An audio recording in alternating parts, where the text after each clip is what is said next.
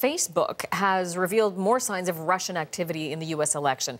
A lot more. They say a Russian group posted more than 80,000 times during and after the election campaign, but initial reports gave us much lower numbers than that. Twitter, same thing. They're upping their numbers. What's the significance there? I mean, certainly it really demonstrates the reach and the capability for these platforms to really reach large swaths of the population. So one of the interesting things about Facebook's case is that those 80,000 posts actually ended up reaching up to 126 million users in the U.S. on Facebook. That's potentially up to half of the U.S. voting electorate there.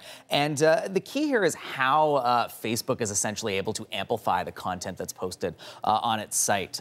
Previously, Facebook had said that there were these ads that this group had posted. It only reached maybe about 10 million people had actually kind of seen these ads. And now they're saying, well, maybe 29 million people actually saw these ads. And those 29 million people who saw, we don't necessarily know if all of them are ads, but we know that they're posts certainly. And so of those posts that were seen by those 29 million people, they shared them, they liked them, they passed them around. That amplification factor is, I think, the really big thing to keep in mind here, because it's not just about the money that's flowing into the network and the ads that are being paid for, it's how the platform amplifies things as well. And then on Twitter as well, we've seen those numbers, of course, balloon as well. I mean, Twitter initially said only 200 accounts they had identified associated with this Russian group, the Internet Research Agency. And now they're saying, well, oh gosh, we found over 2,700 accounts associated with this as well.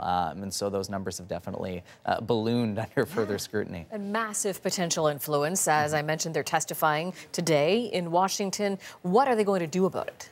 So certainly on Facebook's side, they've really focused on the ad portion, right? They're focusing on how we can make the people who buy ads more transparent, how we can make the ads themselves more transparent. They're actually going to be testing a new feature in the Canadian market where you can see the ads that any page, any sort of group on Facebook actually posts and buys. You can go to a page and you can see all those ads kind of laid out. But again, ads are really only part of the story. And I think the thing that Facebook in particular, but also Twitter and others aren't really addressing as much is that in all of these cases, their platforms are designed to amplify content, to really allow content to be shared in a way that is outside of sort of your immediate group of friends, and that can be used for good, which is what Facebook likes to highlight. But clearly, in this case, you have foreign actors who have been able to exploit the way that the network has been designed. The platform has been designed to really kind of spread their message in a way that perhaps is not as Facebook intended. Thanks for walking us through it all. Thank you. Matthew, our senior technology reporter, Matthew Braga, joining us this morning.